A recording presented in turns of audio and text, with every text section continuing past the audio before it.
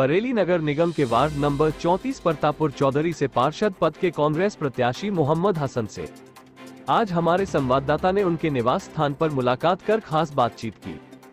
बातचीत के दौरान पार्षद पद के कांग्रेस प्रत्याशी मोहम्मद हसन ने बताया कि हमारा वार्ड विकास के क्षेत्र में काफी पिछड़ा हुआ होने के कारण हमने पूरे क्षेत्र का भ्रमण कर बिजली, पानी, नाली, सड़कों एवं खर्जों, पेयजल व्यवस्था एवं जल निकासी की समस्या का पूर्ण रूप से अध्ययन किया है।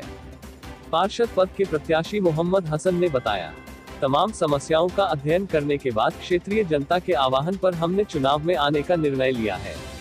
पार्षद पद के प्रत्याशी मोहम्मद हसन ने बताया, क्षेत्र का चौमुखी विकास एवं सौंदर्यकरण के साथ ही सरकारी योजनाओं का लाभ क्षेत्रीय जनता तक पहुंचाना हमारी योजना का खास हिस्सा है। इसकी जानकारी देते हुए वार्ड नंबर 34 प्रतापपुर चौधरी से कांग्रेस से पार्षद पद के प्रत्याशी मोहम्मद हसन ने बताया, मैं मोहम्मद हसन कांग्रेस का सैनिक वार्ड नंबर 34 प्रतापपुर चौधरी का प्रत्याशी हूं। मैं आप वार्ड नंबर 34 से कांग्रेस के प्रत्याशी हैं सभासद पद के, तो हम ये जानना चाहते हैं किन मुद्दों को लेकर आप जनता के बीच आ रहे हैं। जनता के बीच में इस तरीके से जाना, क्योंकि जिस तरीके से हमारा 5 साल से विकास जो पिछड़ा है प्रतापपुर चौधरी का, ऐसा कोई रोड नहीं है जो सही हुआ हो। असल में जिस तरीके से जो वर्क हुआ, जिस तरीके मकान की बुनियाद रखी जाती है, बुनियाद बाद में रखी जाती है, लिंटर यहाँ पहले पड़ जाता है। रोड इससे पिछली बार में रोड थोड़े बहुत जो सही थे वो खुदवाकर सारे बेकार करा दिए गए। सही होने से पहले रोड में लगभग होना चाहिए था, वो वर्क नहीं हुआ। हमारे यहाँ प्रतापपुर चौधरी में एक तालाब है बहुत बड़ा, जिस तरीके से उस तालाब को मुझे सुंदर तरीके से सही कराना, जो प्रधानमंत्री योजना के तहत जो चल रहा है, सौंदर्य कराना है, उसको सौंदर्य कराना है और उसका मुझे वर्क करना है। और हमारे गांव का सबसे बड़ा पिछड़ा वर्ग है कि जो हमारे सीपर हैं वो खास लोगों के यहाँ लगते हैं, आम गलियों में नहीं जाते हैं। जिस जगह खास गंदगी है वो हमारे प्लानिंग सही नहीं है, उस प्लानिंग को मैं सही लेके चलूँगा। और जिस जगह लाइटों की ज़रूरत है हमारी रोशनियों की, उस जगह कोई खंबा नहीं है, कोई इस तरह में नहीं। और नई आबादी के लिए कोई रोड की प्लानिंग नहीं है। नालियों का जो हमारा ढाल है, मतलब नालियाँ ऐसे कोई नहीं है प्रतापपुर में जिस नाली में गंदगी ना हो। वर्क कर लेना, और आपने देखा होगा कि लेकिन हमारे साथ वार्ड नंबर 34 की जब जनता वोटी तो बोली हम बदलना चाह रहे हैं इस चीज़ को, तो हमें क्या करना चाहिए। तो लोगों ने, जो गांव के जिम्मेदार लोग थे, उन्होंने तय किया, बोले हसन हमारा बच्चा सही है, इसको हम आगे बढ़ाते हैं। ये समस्या जानता है कि हमें करना क्या है और किस तरीके से आगे बढ़ाना है हमें। हमारा वार्ड नंबर 34 आसपास के बाटों से सबसे ज़्यादा पिछड़ गया इस बार, बड़ा दुख की बात है। वार्ड 18 देख लो, वार्ड 29 देख लो, मतलब कोई भी आसपास के, मैं किसी वार्ड का नाम नहीं लूँगा, सिर्फ इस बात पर छोड़ दिया था कि हमारी मतलब पार्टी की सरकार नहीं थी। कोई ज़रूरी है, पार्टी ने तो कोई भेदभाव किसी का, मतलब हमें खुद बढ़ना पड़ेगा एक्टिविटी के लिए। हम अपने काम में व्यस्त रहा, राजनीति करने वाला व्यक्ति ही राजनीति जानता है कि विकास कहाँ से होना है। तो जनता मुझे चुनने को कह रही है, जनता ने मुझे मेरे लिए आगे बढ़ाया। मैं उनका बच्चा हूँ और पूरे गाँव का मैं बेटा हूँ, बच्चा बेटा भाई हूँ। सब लोग यहाँ के, मेरी जो माँ हैं, चची हैं, माँ समान हैं, बहनें हैं, वो सब, उनके लिए बहुत ज़्यादा दिक्कतें होती हैं। जो राड़ विवाह हैं उनकी कोई पेंशन की योजना नहीं है। सबसे ज़्यादा उनका वर्क है। विकलांगों के लिए कोई भी पैरवी नहीं हुई है, जो यहाँ पर गांव के विकलांग के जिस तरीके से। मैं उन सब के बारे में सोचूंगा। सबसे पहले विकास है कि हमारे गांव की स्थिति इस कदर ख़राब है, हर रोड पर पानी, और कोई भी रोड अगर गाड़ी से निकल जाए, सही गाड़ी लेकर, तो खटर खटर उसकी आवाज़ आना शुरू हो जाती है। तो कहते हैं कि प्रतापपुर से गुजरने से बेहतर है आप मेन रोड से गुजर जाए। ये सुनकर मुझे शर्म महसूस होती है। आपने यहाँ की जर्जर सड़कों की, टूटी हुई नालियों की, सफाई व्यवस्था की जो स्थिति बताई है, ये तमाम ऐसी समस्या हैं जिससे यहाँ की जनता बहुत परेशान है।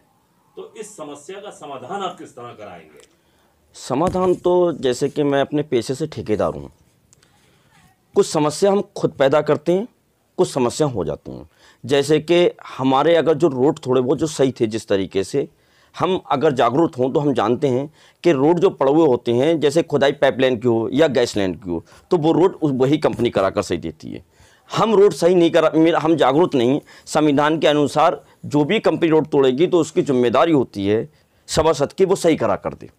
और नहीं ईंट लगाती है, और यहाँ पर हमारी जिम्मेदारी हम नहीं निभा पाए, और हम उसी चीज़ को हम आगे ध्यान देंगे। कभी भी अगर कोई भी इत्तेफाक जिस रोड पर खुदाई हुई, उस रोड पर उसी ठेकेदार से काम कराया जाएगा।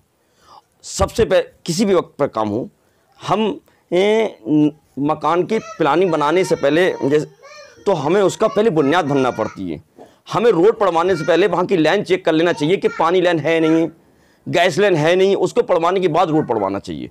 इत्तेफाकन अगर उस गली में रोड पड़ गया, पड़ने के बाद में अगर कोई भी व्यक्ति रोड सही है और कोई भी ठेकेदार आता है, कोई भी लाइन पड़ती है, तो उससे संविधान के अनुसार उस व्यक्ति से पूरा काम, उसी ठेकेदार से पूरा काम सही कराया जाएगा उस रोड का। नंबर 34 से लोगों से जानकारी मिली है कि यहाँ पर पीने के पानी की व्यवस्था जो है वो बेहतर नहीं है। लाइनें नहीं पड़ने के बावजूद लोगों के घरों में पानी नहीं पहुँचता है, क्या कारण है? इसका कारण ये है, जो हमारी नई लगभग 2021 में लाइन पड़ी है पानी की, और पानी आधे गांव में पानी नहीं पहुंच पा रहा है।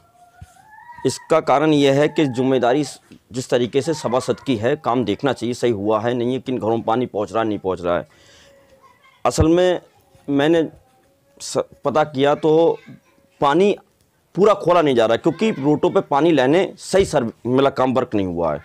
उस वर्क को कैसे सही कराना है, मैं सबसे पहले सभासद बनने के बाद सारे घरों का पानी सर्वे करूंगा, और पानी लेने जो फटी हुई वो सारी सही होंगी। उस पर रोडों की बड़ा बुरी स्थिति भी हो रही है साथ में, और कोई वर्क नहीं हुआ। कौन सी लाइन फटी हुई है, कहाँ फटी? परतापुर में आप किसी गली में चले जाओ, पानी बहता हुआ मिलेगा आपको। और उसका सबसे पहले समाधान करूंगा कि सबके उपाय करूंगा, सबसे पहले उन घरों में पानी पहुंचे जिसमें नहीं पहुंच रहा है।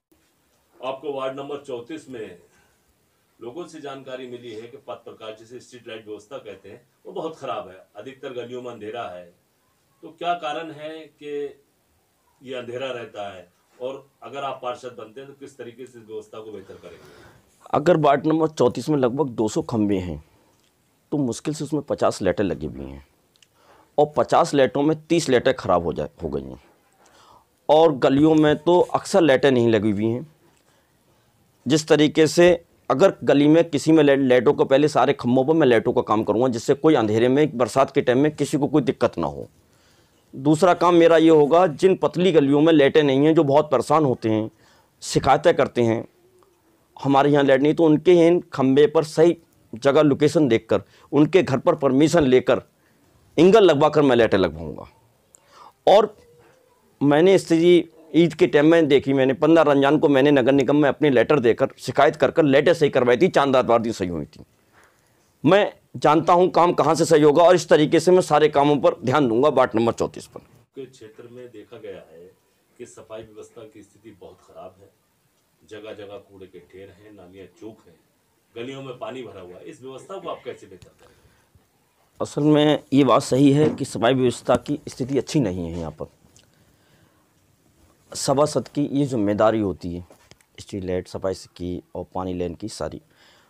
मैं सभासद बनने के बाद में सबसे पहले काम करूँगा, वार्ड नंबर 34 को अपने 4 भागों में बांटूँगा।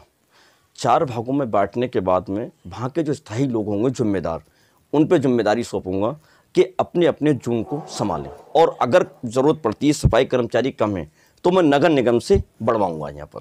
ये मेरी जिम्मेदारी होगी। वार्ड नंबर 34 के 4 जोन बांटे हैं मैंने, उसमें जो भी वहाँ के स्थायी लोग हैं, अगर वहाँ पर कोई कमी रहती है, इत्तेफाक, या वहाँ वर्कर कर रहा है बदतमीजी, या वर्कर काम नहीं कर रहा है, या वहाँ कमाई में सफाई में कोई कमी है, तो उसको अगर वो शिकायत करते हैं मुझसे, तो मैं खुद जाकर देखूंगा क्या स्थिति है।